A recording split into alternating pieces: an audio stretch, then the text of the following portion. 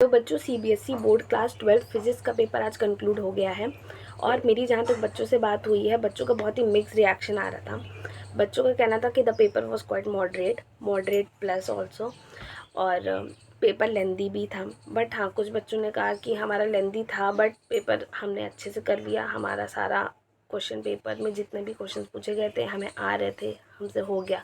But कुछ का कहना था कि, कुछ का नहीं, मेजॉरिटी का कहना था कि पेपर वॉज क्वाइट मॉडरेट था, मॉडरेट प्लस भी था। आप टफ़ की तरफ बोल सकते हो कि पेपर आज फिज़िक्स का टफ़ था।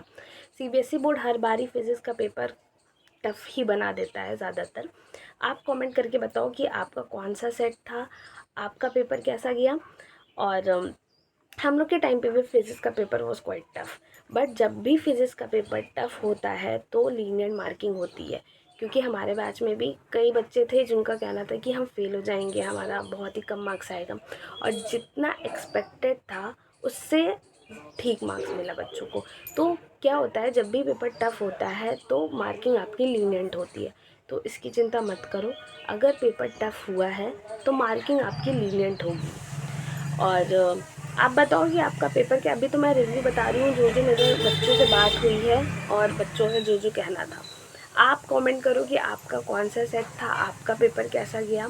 और बिल्कुल भी घबराने की बात नहीं है, अगर पेपर नहीं अच्छा हुआ है तो नेक्स्ट आगे का जो भी पेपर होगा उस पर ध्यान दो, उसको अच्छे से करो। Concept, numericals, PYQ, sample paper सब अच्छे से करके जाओ बेटा।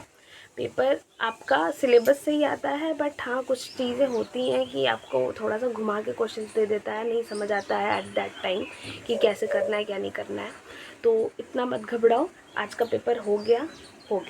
अब नेक्स्ट पेपर के लिए अच्छे से पढ़ो, अच्छे से देखो कि क्या क्या चीज़ें हमने गलत कर दी, अब हमें ये चीज़ सही करनी है। और सेट बताओ कौन सा सेट था और कैसा पेपर तुम लोग का हुआ। चलो बाय।